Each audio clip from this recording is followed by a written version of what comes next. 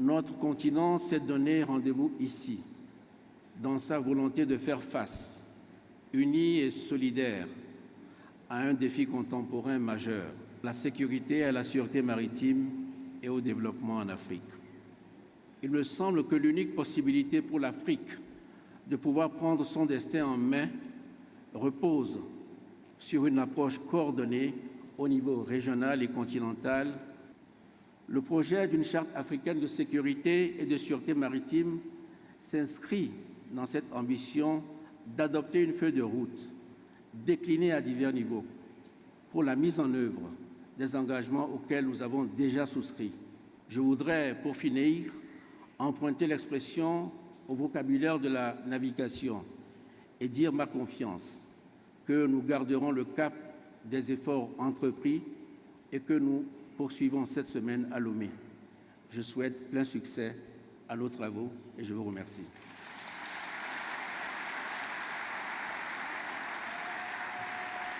Le sommet sur la sûreté, la sécurité maritime et le développement en Afrique que le Togo s'honore d'accueillir en ce mois d'octobre 2016 est un événement historique d'importance pour l'Afrique.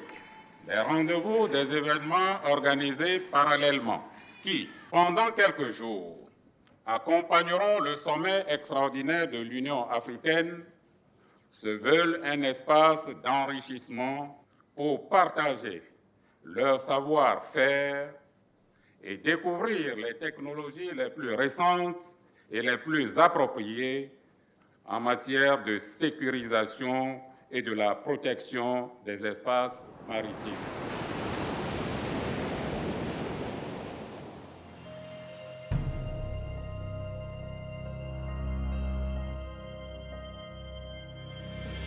Monsieur Jean-Yves Le Drian, ministre de la Défense, monte à bord.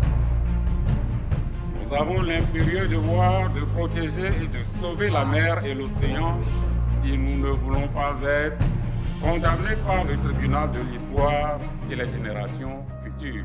Un seul pays ne peut venir à bout de l'insécurité maritime. Et si ce pays en venait à bout, ce serait une réussite limitée dans le temps parce que le problème va se déplacer et devenir. La mer est un espace où les frontières sont essentiellement virtuelles. Les pirates, ils ne connaissent pas les frontières. Bien sûr, les premiers acteurs de la lutte contre la piraterie, ce sont les États d'Afrique et leurs partenaires. Mais si on veut arriver à maîtriser le phénomène, on ne peut pas agir État par État. Le Togo a su développer son port, il a su le sécuriser. Et ce qu'il veut faire aujourd'hui, c'est le sécuriser davantage, pour le protéger davantage et pour faire en sorte que ça devienne un hub. Ce qu'on attend de la part d'un sommet comme celui-là, dans un premier temps, un engagement fort des politiques, une volonté politique, parce qu'il n'existe pas encore de stratégie de gestion intégrée des océans et des ressources qui s'y trouvent. Il y a eu tout un processus, des experts ont travaillé là-dessus. Donc on est tout simplement à la finalisation d'un processus dans lequel toute l'Afrique se reconnaît. C'est vrai, il n'y aura pas toujours l'unanimité, mais ce qui reste important, c'est que les acteurs majeurs sont unanimes. La sûreté et la sécurité maritime se heurtent à la vulnérabilité des cadres juridiques existants, au manque ou à l'insuffisance d'aide à la navigation, ainsi qu'à l'absence d'études hydrographiques modernes, de cartes nautiques à jour et d'informations sur la sécurité maritime dans plusieurs États africains. À très court terme, on pourra disposer de chiffres fiables sur les questions d'insécurité maritime ou les trafics illégaux en Afrique. Rinforzare le capacità degli Stati contro questi traffici è soprattutto una questione di rinforzare le capacità degli Stati a avere una sorveglianza marittima adeguata. Nous fournissons des solutions satellitaires visant à assurer des missions de sécurité maritime, principalement pour les autorités maritimes. La sécurité maritime est notre métier, aussi bien à terre. Nous sommes présents sur les ports de Marseille, de Rotterdam, dans un certain nombre de ports français et européens, également en Asie, mais également en mer. Nous pouvons donc relayer les aspects sécuritaires jusqu'à l'Interland et le continuum logistique de tous ces opérateurs. Le monde dispose de technologies suffisantes pour traquer les pirates, mais c'est une question qu'il faut traiter de manière globale. L'activité bleue, ce sont l'exploitation des fonds marins, c'est l'exploitation des énergies marines renouvelables, c'est le transport maritime, c'est la pêche, c'est l'aquaculture, c'est énormément le tourisme. C'est un ensemble extrêmement large d'activités qui aujourd'hui sont peut-être un peu trop embryonnaires. L'avenir du continent africain demain, ce que beaucoup ignorent peut-être, passera par les mers. Il faut créer un cercle vertueux. Le cercle vertueux, c'est moins de piraterie, plus de commerce. Plus de commerce, plus d'emplois. Le produit intérieur brut des États-Unis, c'est environ 17 400 milliards. Et vous constaterez que plus de 80% de ces 17 400 milliards sont du fait justement de l'application de l'économie bleue. On réalise que la grande richesse d'avenir, elle se trouve beaucoup plus en mer qu'à terre. Des richesses dont tout le monde a profité, puisque l'Afrique a concédé des droits de pêche à d'autres pays. Mais je crois que les États africains prennent conscience qu'il faut maîtriser l'activité. Not only about legal fishing, but fisheries as a whole is a neglected idea within Africa. It is quite expensive for you to actually maintain security at sea, right? So it's a forgotten phenomenon, it's a forgotten story, it's a forgotten resource. On fisheries alone, illegal fishing, we are losing $30 million. Think of $30 million to a developing country like Sierra Leone per year. Quel rapport vous pouvez établir entre ce grand thème consacré à la sécurité et à la sûreté maritime et la pollution marine? Un défi majeur auquel nos océans font face, c'est la pollution. Ces menaces constituent à la fois une source d'insécurité grandissante et la cause d'un manque à gagner pour le continent, estimé en plusieurs milliards de dollars par an. Quand on parle de sécurité maritime, ce n'est pas forcément les armes, sécurité alimentaire par exemple. Bon, aujourd'hui à Néro, la mer qui avance, eh bien, ça nous fait vraiment peur. Il y a des digues qui sont placées dans la mer là-bas et nous voyons que d'autres mesures peuvent être encore prises pour pouvoir éradiquer ce mal.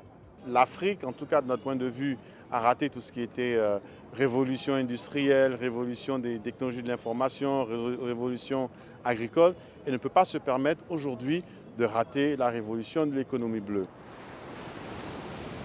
Qui tient la mer, tient le commerce maritime, tient la richesse du monde.